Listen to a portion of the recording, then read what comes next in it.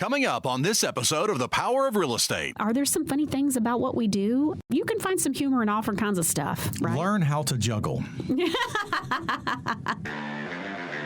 She spent over 20 years as a successful realtor and realtor coach, recipient of over 40 sales, leadership, and literary awards from the legendary Music Row in Nashville. This is The Power of Real Estate with Michelle Moore. Hello, hello, hello. All right, so we got a great show planned for you today. Producer Jimmy is with me here in the studio. Hi, Producer Jimmy. Hello, Michelle. How are you? I am doing fantastic. How are you doing? I'm doing good. You doing good? All right. Well, then that's fantastic. So, all right, today's show, we're going to talk about social media. So I got to share this story with you, Producer Jimmy. I taught a class a couple weeks ago. I was at an association, Realtor Association. They did a little education summit with me and another one of my instructors from my school. And it was interesting because one of the school classes that I taught was a class on social media. And I started the class. This was very eye-opening. A lot of times I get my show ideas from different things that happen, so it was very interesting. I started out the class and I said, okay, so who here in the room feels like they have a good grip on their social media? And not a single person raised their hand. How many people are in the room? About 60. Wow. Not a single person. And I was going, holy cow, I did not see that coming. I thought, well, half the room, will say, oh, yeah, I'm pretty good grip, So anyways, I mean, it was crickets. I can believe that, though, because my experience, like with Facebook, it's like they're always changing the algorithms, and by the time you think you got it figured out, then they do something else, and they might throttle some of your stuff, and you're always trying to figure out what they've done different. Yeah. And that's just one, social media. Yeah. So we were talking specifically about social, when it came to social media in the class, we got specific about Facebook and Instagram, but oddly enough, too, I'm just remembering that the whole idea for this class came from another realtor association booked me for an event they were doing. They had an annual convention, and I was teaching on, jump starting your real estate business. And somebody came up to me it was a 2-hour class. So somebody came up to me on the break. So 50 minutes in, the state of Tennessee, it was in the state of Tennessee, and the state of Tennessee Real Estate Commission requires that you take after 50 minutes of class training, then you take a 10-minute break. And so on that 10-minute break, before you get into the next 50-minute segment, a lady came up and she says, hey, I just want you to know I took a picture of you and I put it on Facebook. And I said, great. Did you happen to tag me? You tagged me, right? And she said, no, I don't know how to do that. No. Yes, and I was stunned because she and I are actually friends on Facebook, and I saw her on Facebook all the time. So, you what? And so I said, well, what's that phone you're holding? Is that an iPhone? And she said, well, yes. And I said, great, hand it here. Yeah. And so I was like, pull up the post. And so she pulls up the post, and so I'm like, great. And so I show her how to tag me, and then I'm like, hey, do you know what this little icon is for? And she's like, no. And I go, well, this is where you can say you're feeling excited or feeling sad or feeling optimistic or whatever. And she's like, I've always wondered what that meant.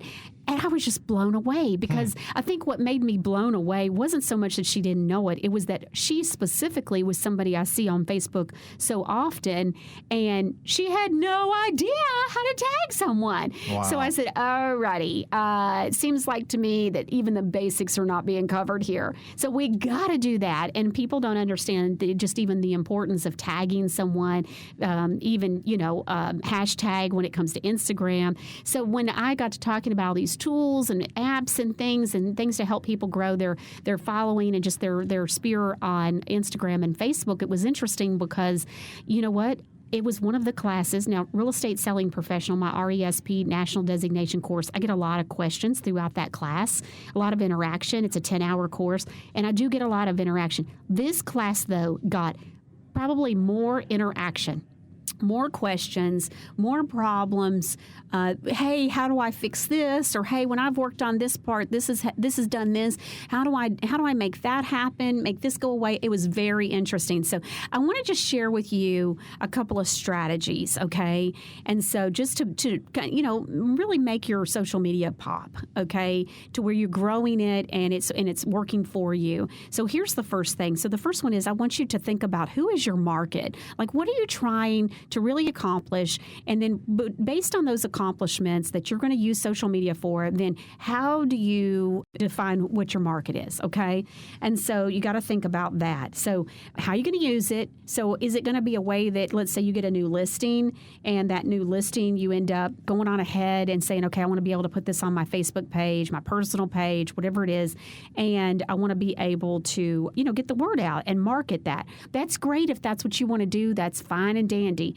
But who would you want to market that to? Who are the kind of people that you want to be inviting to like your page or to be friends with on your Facebook personal page if you're going to do that? And so are those going to be people that have bought and sold and built and invested through you into real estate? Or is it going to be other real estate agents? Or is it both? Like, what does that look like? Because you got to know who you want to, how you're going to build the page, and that's going to include who are you going to be inviting to the page.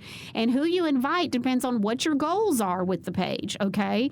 And no matter who you have, you want to make sure that you're consistently, so strategy number 2 is consistently make sure that you are posting.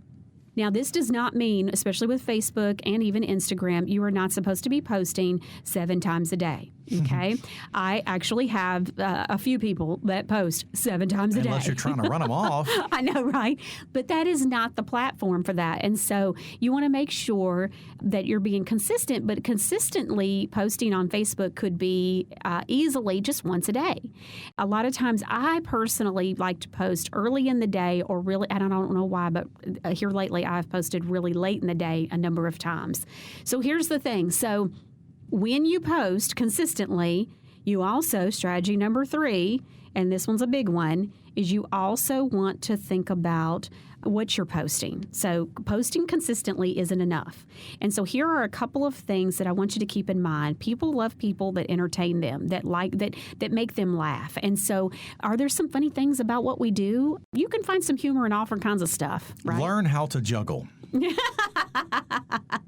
It might be juggling for sale signs. I don't know. But even just, different things that are the funny side of, a little bit of self-deprecating humor never hurt anything, right?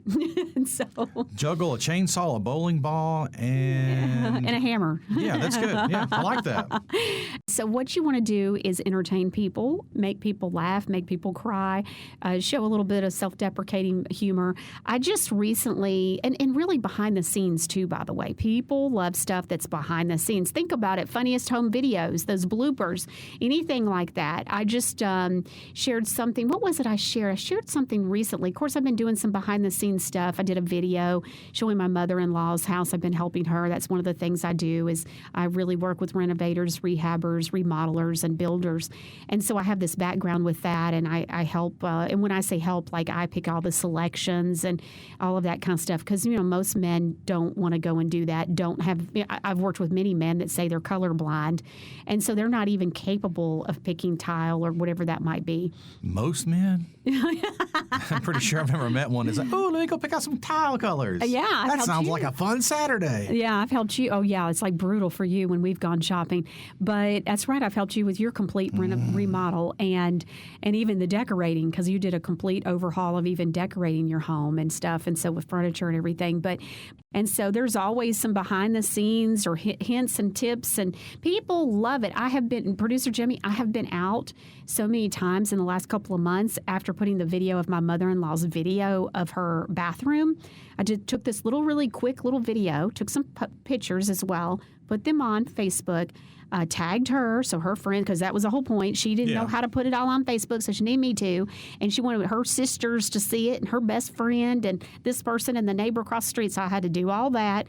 And so, but it's funny because I can't tell you how many times I've been out in the last couple of months since I posted that, and people have said, well, how's your mother-in-law's house coming along? I saw the bathroom. Oh, my goodness, you nailed it. It has been hilarious to me how many people have brought that up. It really is the power of social media. I've got a real quick story. A friend of mine who he's actually a cop, but he details cars kind of on the side with his son. His son's like in high school, and he's a jock, so he plays all these sports. So he can't really have a regular hour part-time job.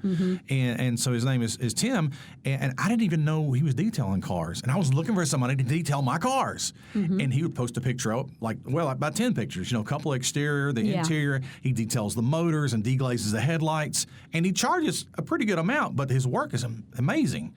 And he says, I don't really solicit anybody. And I just post these pictures up, and my friends go, "Hey, when can you work me in?" And he says, every time I put another one up, I get more work. I don't even, I'm not even trying to sell anything, but it comes to me. That's amazing. Yeah, because it's a real need, filling a real need, right? And so, anyway, so just think about that, because it's all about Mindshare. It's all about, what you're talking about, you're going to get more of.